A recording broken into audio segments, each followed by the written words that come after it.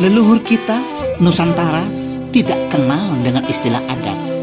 Terminologi adat yang diadopsi dari bahasa Arab diperkenalkan oleh orientalis barat untuk menjelaskan tradisi, kebiasaan, hukum, dan aturan tak tertulis yang diwariskan dari generasi ke generasi. Sehingga terkesan bahwa kebudayaan leluhur kita yang dikenal sebagai adat terpisah dari hukum-hukum Tuhan. Tanpa kita sadari, kita sudah terperangkap ke ajaran sekularisme adat.